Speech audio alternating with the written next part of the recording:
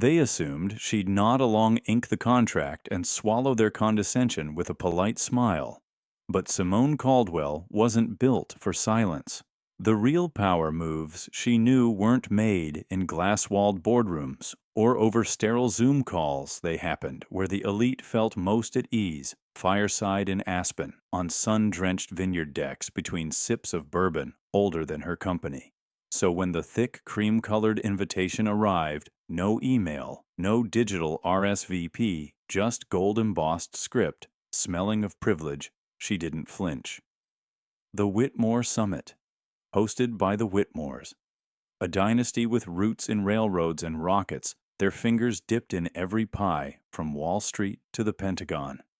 And now they wanted a taste of her empire. Kira Dynamics, the AI logistics disruptor she'd built from a Palo Alto garage into a billion-dollar force.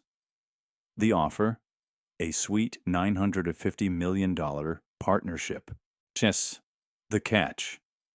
A weekend at their Montana compound where the dress code read casual, but the expectations screamed conform. Simone's assistant Jamal zipped her suitcase with a frown. You really trust these people?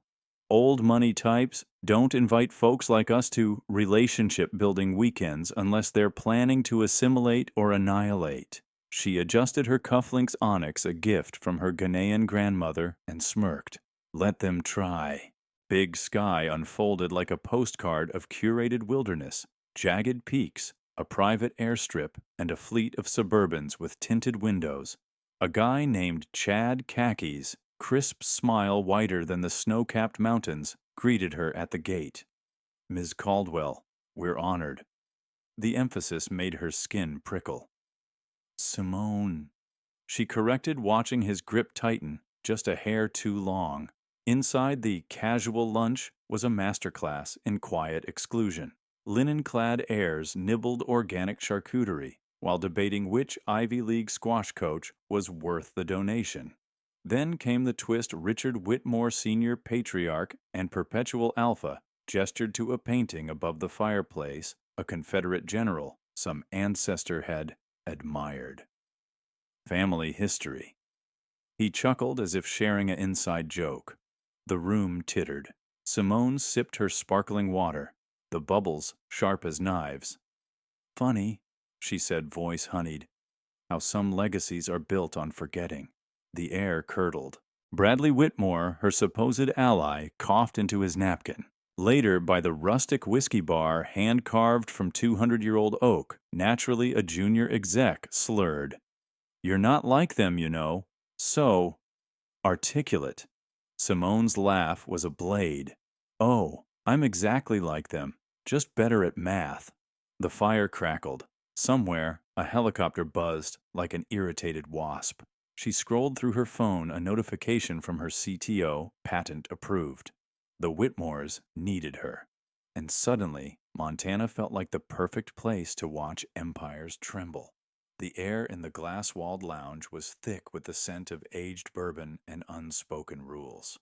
Simone watched as Dina Whitmore Baines's manicured fingers drummed against her wine glass, each tap a silent countdown to another veiled interrogation. East Oakland. Dina repeated, as if Simone had confessed to growing up on Mars. You must have quite the origin story. The string quartet swelled Mozart probably, or some other dead white man Simone was supposed to recognize on cue. She sipped her drink, the ice clinking like a warning bell. Funny how origin stories only matter when they're ours, she said, sweet as arsenic. Dina's smile froze. Across the room, Bradley had Jamal cornered near a taxidermied grizzly bear, its glass eyes gleaming with predatory nostalgia. No, seriously, Bradley pressed, leaning in like they were sharing secrets. What's her real play here? Women like Simone don't just walk away from a deal this size unless they're hiding something. Jamal, who'd once survived a layoff at Goldman by microwaving a fish in the CEO's private elevator, didn't blink. Women like Simone, he said slowly, built empires while you were learning to pronounce trust fund. But sure, she's the one with secrets. Bradley's laugh was a nervous bark quickly drowned out by Trent's pool cue cracking against the felt. Ah, Trent. The human equivalent of a participation trophy. No offense, he drawled, chalking his cue with unnecessary vigor. But you've got to admit AI logistics isn't exactly a sexy field for a woman. Simone arched a brow. Neither is being a professional nepo baby, yet here you are. The room inhaled. Trent's face flushed the color of the Whitmore family's prized Cabernet. Then the twist. A server appeared with a silver platter of oysters slipping on the Persian rug.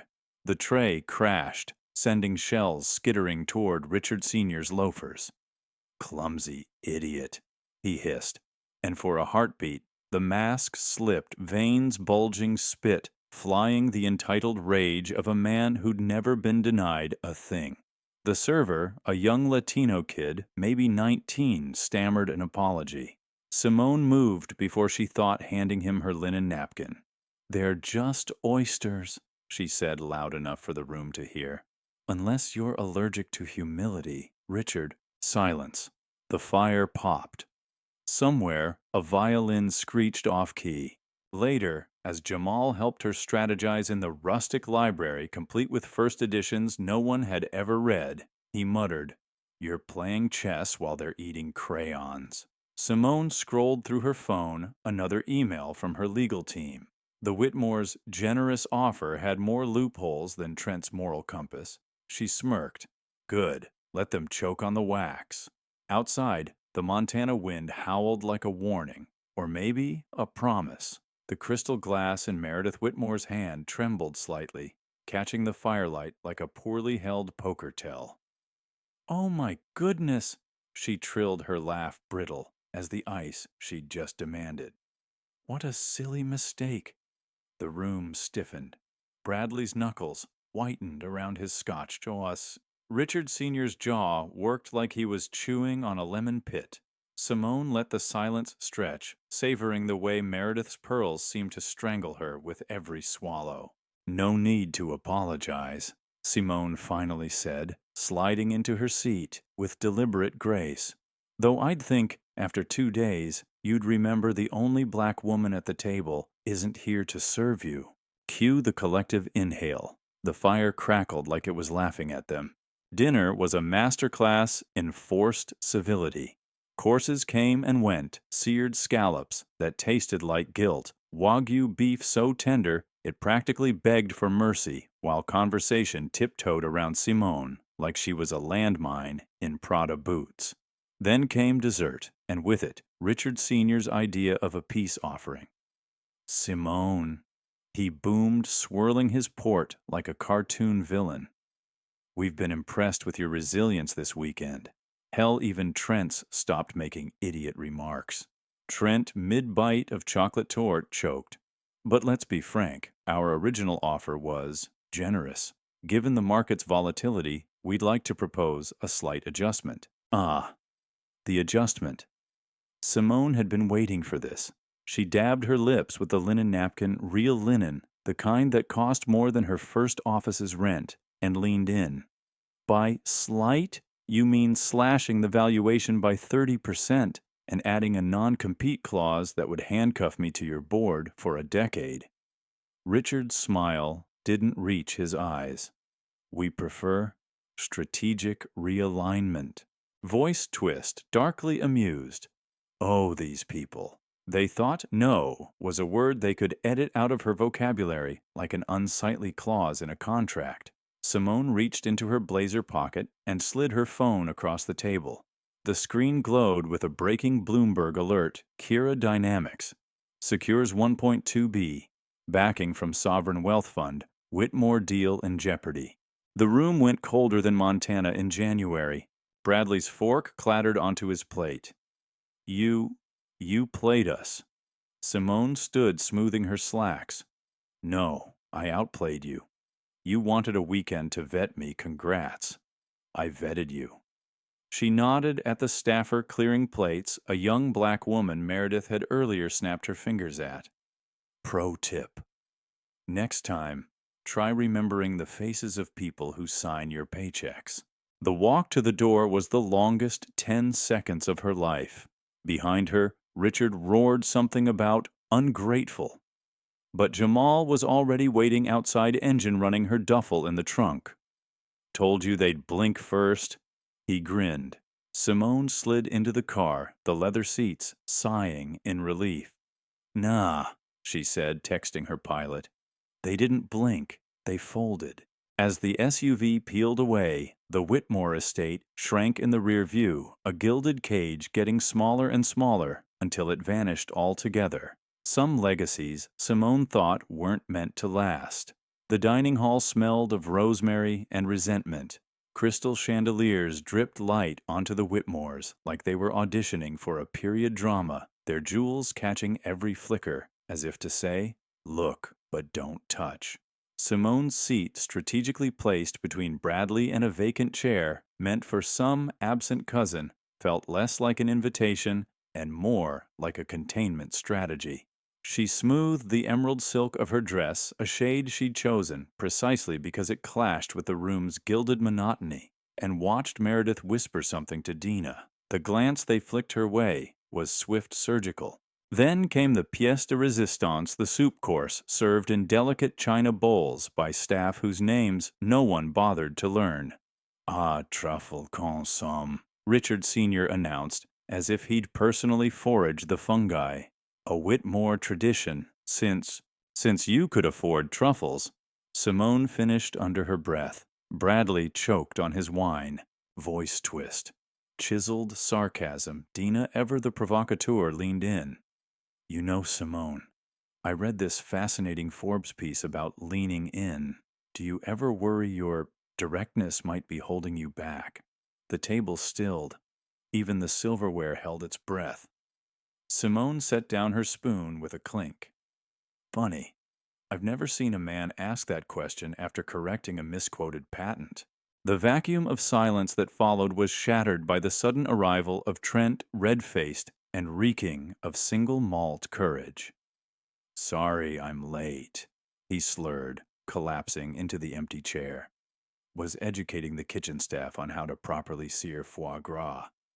His grin slid toward Simone. "You ever had foie gras, or is that not really your thing?" The room collectively winced. Even the portraits of dead Whitmores seemed to grimace. Simone's smile was a scalpel. "Actually, Trent, I produce it. My farm in Napa supplies Michelin-starred restaurants, but please enlighten me on searing techniques."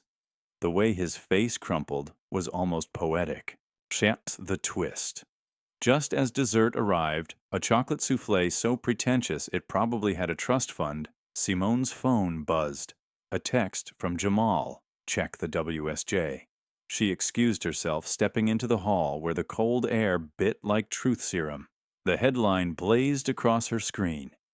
Kira Dynamics Quantum Logistics patent approved Whitmore's Synergy Play, now obsolete.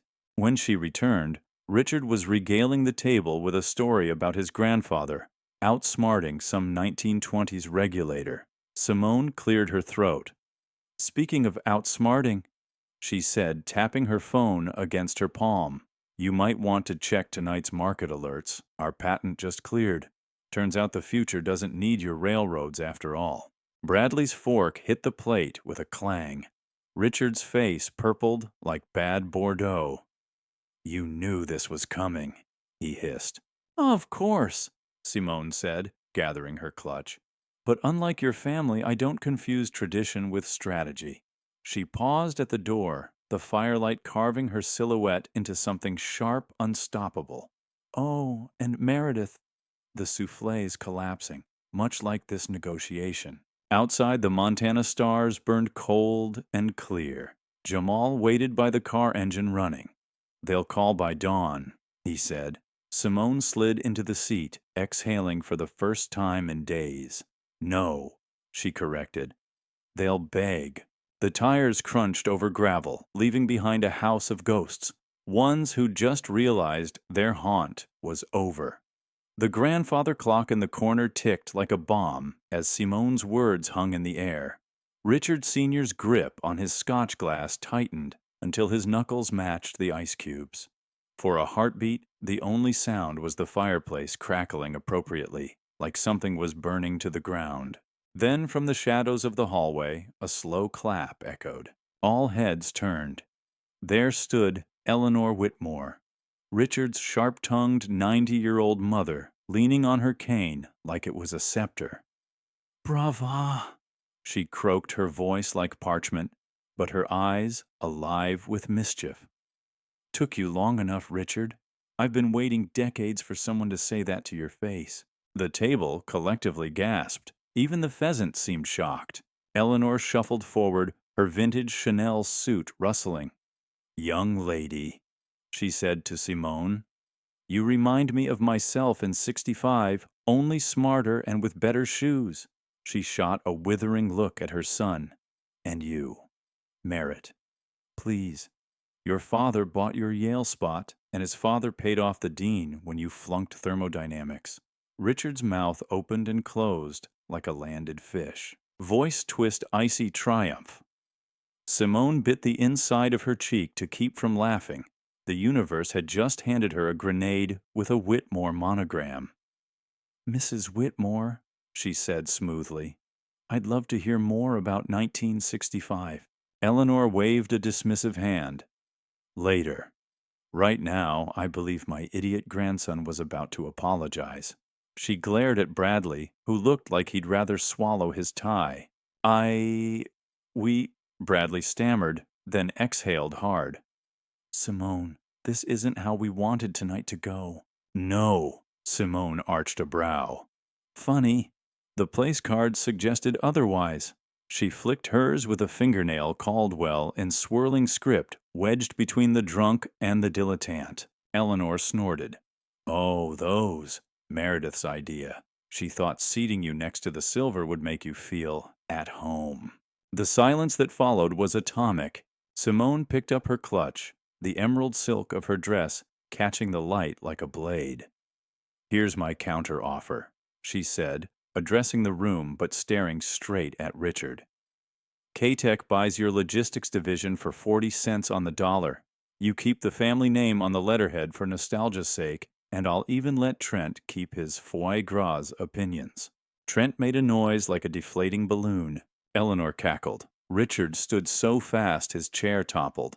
"You're bluffing." Simone pulled out her phone thumb, hovering over a contact simply labeled Saudi Sovereign Fund. "Try me." The twist, Bradley's phone buzzed. He paled as he read the screen.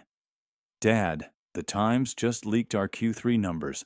Stocks down 18% in after hours." The grandfather clock struck 9. Somewhere a server dropped a tray. Simone didn't smile. She didn't have to. The universe had a way of humbling empires, and tonight it was wearing emerald green. "Think it over," she said, stepping toward the door. "But do it quickly. My pilot's prepping the jet." As she walked out, Eleanor called after her. "Next time, dear, skip the pheasant. The Whitmores can't cook worth a damn." The last thing Simone heard before the door closed was Richard roaring, "Mother!" and Eleanor's cackling reply, "Oh, shut up and sell the damn company." Outside, the stars were brighter than the chandeliers. Jamal leaned against the car, grinning. "How'd it go?" Simone slid into the seat, finally letting herself smile. "Let's just say, the dinosaurs are extinct." The engine purred to life, carrying them toward the runway and away from a legacy too brittle to survive the future. The fire popped in the hearth like a gunshot. Simone didn't move, didn't blink, but something in her posture shifted subtle as a rattlesnake coiling. "Marketing with melanin." She repeated, her voice so calm it made the air hum. "Is that what you call innovation now, Richard? How quaint." Bradley's coffee cup hit the saucer with a clatter. Trent suddenly found the ceiling fascinating. Then the twist. The door swung open, and in strode Eleanor Whitmore this time, with a leather-bound ledger under her arm. "Oh, don't stop on my account," she said, settling into a wingback chair like a judge taking the bench. "I just had to hear how my son plans to torpedo 150 years of family business before breakfast." Richard's vest seemed to shrink. Mother, this is a private. Spare me. Eleanor flipped open the ledger. While you were busy mansplaining supply chains, I had my lawyer pull the shareholder agreement. Did you forget, dear, the minority stake I still hold? She tapped a yellowed clause. Any deal over 500 million requires my signature. And after that little melanin comment, she smiled sweetly at Simone. I believe you were saying something about options. Simone reached into her coat pocket and slid the USB drive across the table. It landed with a decisive click. Let's talk numbers. This contains K-Tech's new patent filings, the ones your engineers called impossible last quarter. But since we're reducing people to marketing gimmicks, she nodded to the screen. Go ahead, play slide 42. Bradley fumbled with the clicker. The screen lit up with a live feed from the Tokyo Stock Exchange. K-Tech's ticker symbol, blazing green, up 37% on rumors of the Saudi deal. Richard's face went slack. Oh, and one more thing. Simone tapped her phone. A second later, every device in the room buzzed in unison, a press release from Kira Dynamics' PR team breaking K-Tech terminates Whitmore negotiations, citing fundamental misalignment of values. Dina's wine glass hit the carpet. Eleanor clapped her hands. Brava! Nothing like a hostile untakeover before mimosas. She winked at Simone. I'd say this calls for a celebratory drink, but the Whitmore bourbon's been swill since Prohibition. Simone shouldered her portfolio. I'll send you a bottle from my distillery. Aged 12 years, just like the time you'll need to recover from today. As she walked out, Richard found his voice.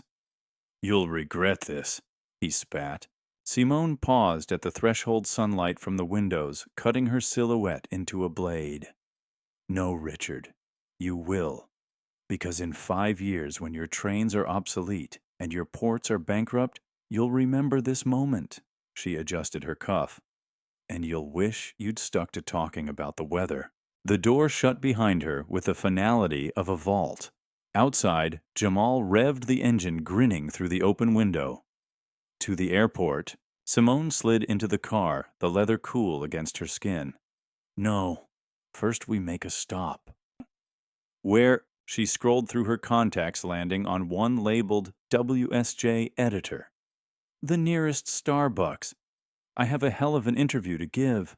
As the SUV pulled away, the Whitmore estate loomed in the rear view, a gilded relic already fading into the past.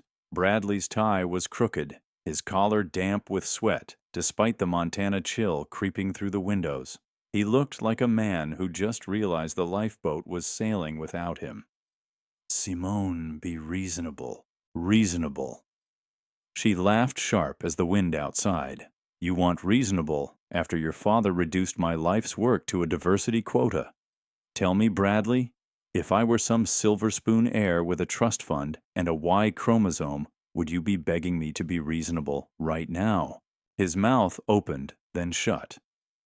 Somewhere downstairs, a phone rang, insistently. Probably the board, finally realizing their billion-dollar lifeline, was walking out the door. Then the twist.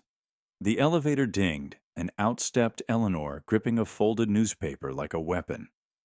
Oh, good, you're still here, she said, thrusting the Wall Street Journal at Bradley. The headline screamed, K-Tech Dynamics partners with Dubai Sovereign Fund Whitmore deal collapses. Below it, a subhead, Industry Titan. Richard Whitmore comments, we prefer working with real innovators. Bradley's face drained of color. Dad gave a statement today. Eleanor's smile was all teeth. To the Times, too. Such a proud man, your father. Proud and stupid. She turned to Simone. My car's outside. I'll ride with you to the airport. I've got a 3 p.m. meeting with your new investors in Dubai. Simone arched a brow. You're siding with me over your own family. Eleanor adjusted her gloves. Darling, I'm 91. I haven't got time for fools, blood-related or otherwise. She shot Bradley a look. You coming? Or are you waiting for your father to torpedo what's left of your inheritance? Bradley's phone buzzed again. The Whitmore CFO, no doubt. He stared at it like it might explode. Simone, if you just... No. She zipped her suitcase with finality. But since you're so fond of rewriting stories, here's a new one for you. Once upon a time, a dynasty choked on its own arrogance. The end. The elevator doors closed on Bradley's stunned face. Downstairs, the staff had lined up Simone's luggage by the door, except for one bellhop, a young black kid in a too-big uniform who'd tucked her laptop bag under his arm protectively. "Ma'am," he whispered as she passed. "My cousin works at your Oakland plant. Said you're the real deal." He slipped her a crumpled napkin with his number scrawled on it. "If you're hiring..." Simone tucked it into her pocket. "Tell your cousin I said hello." Outside Eleanor's vintage Rolls, idled at the curb, Jamal already loading the trunk. The old woman patted Simone's hand as they slid into the back seat. "You know why they're really panicking?" she asked, nodding at the estate's frantic windows. "Because men like Richard think power is given, but you and I..." The engine purred to life. "We know it's taken." As the car pulled away, Simone watched the Whitmore compound shrink in the rear view, its gilded doors, its trophy heads, its heirs still scrambling to understand how the future had slipped through their fingers. Some losses she thought couldn't be measured in billions. Some were priceless. The podcast host's next question hung in the air like smoke. What would you say to the next Simone Caldwell sitting in a room like that? Simone leaned back, the creak of her chair the only sound in the studio. "I'd tell her to pack a lighter," she said deadpan. "Turns out you move faster when you're not carrying someone else's ego." The host burst out laughing, but Simone's gaze never wavered. "Seriously, though, I'd say walk. Not because it's easy, but because every time one of us does, the room gets a little less comfortable for people like Richard Whitmore." Across the country, in a Manhattan corner office, Richard slammed his fist on a stack of printouts. Twitter threads, Bloomberg analyses, even a Saturday Night Live skit mocking dinosaurs who confuse melanin with merit. His PR team hovered like nervous waiters. "Fix this," he snarled. Meanwhile, in a Baltimore studio, the host tapped his notes. "Last question. What's next for Kira Dynamics?" Simone smiled for the first time in the interview. "Funny you ask." She pulled out her phone, swiped to a news alert, and turned the screen to the camera. K-Tech acquires. Logistics startup. Backed by Eleanor Whitmore deal. Includes key Whitmore rail assets. The host's jaw dropped. "Wait, you're buying their..." "Not theirs," Simone corrected. "Hers. Eleanor's minority stake gave us the leverage. The rest..." She shrugged. "Let's just say Richard's about to learn the difference between old money and smart money." As the podcast went live, 3 things happened simultaneously. 1. Bradley Whitmore's divorce lawyer received a text from his wife. "Sell my shares. I'm not going down with this ship." 2. A viral TikTok montage of Simone's best clapbacks set to Formation hit 2 million likes. 3. And in a Montana hunting lodge, Richard Sr. stared at a FedEx envelope, Eleanor's handwritten note visible through the clear window. P.S. The bourbon's better at Simone's. The internet, of course, lost its collective mind. Memes bloomed like wildflowers. When she takes building the table, literally, over a photo of Catek's HQ construction. 900 meter to by Felicia in 48 hours, with Simone's jet emoji spangled into oblivion. But the real kicker. The quietest power move of all, Simone never mentioned the Whitmores again. Not in her Forbes cover story, not in her MIT keynote. Let them rot in the footnotes of history while she rewrote the future, one unapologetic decision at a time. Back in Oakland, Jamal met her at the hangar with 2 coffees and a grin. "So, we building a new empire or what?" Simone took the cup, the steam curling like victory smoke. "Nah," she said, walking past the waiting press scrum without stopping. "We just reclaimed the old one. The sunrise that morning was particularly fierce, all gold and no mercy. Appropriate, really. Some rises, after all, can't be stopped, only witnessed. The summit invitation arrived on thick recycled paper, no gold leaf this time, with a simple embossed logo, Women Who Build. Jamal slid it across her desk with a raised brow. They want you to keynote in Detroit. Auto industry's all over your logistics model. Simone traced the lettering with her thumb.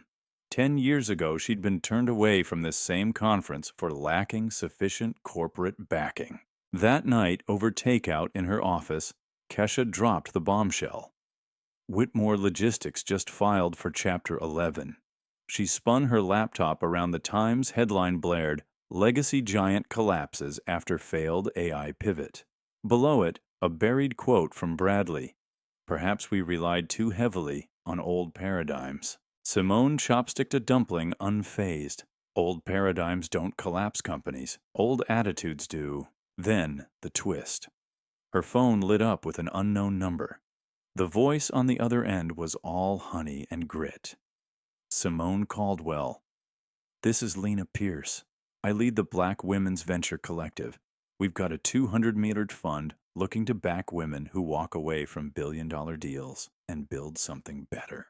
The next morning, Simone stood before her team in the Kira Dynamics warehouse, turned innovation lab sunlight streaming through skylights onto drone prototypes and 3D printed shipping hubs. "Detroit's just the start," she announced, tossing the summit invite onto a work table. "We're not just keynoting. We're hosting right here in Oakland. No velvet ropes, no industry standards that only measure who you used to be." A junior engineer, 22 cornrows MIT hoodie, raised her hand. "What's the theme?" Simone's grin was a revolution in slow motion. Tables. Who builds them? Who gets to sit? And who the hell needs permission to do either? The cheer that followed rattled the windows. Somewhere in Montana, a certain hunting lodge stood empty, its taxidermied bears gathering dust. And in a Baltimore studio, a podcast host grinned at his spiking downloads, whispering to his producer, "Y'all hear that? That's the sound of a damn paradigm shifting." Simone walked out into the Oakland afternoon, her shadow stretching long and unbreakable across the pavement. Some wins didn't need headlines. They just needed space and the courage to claim it.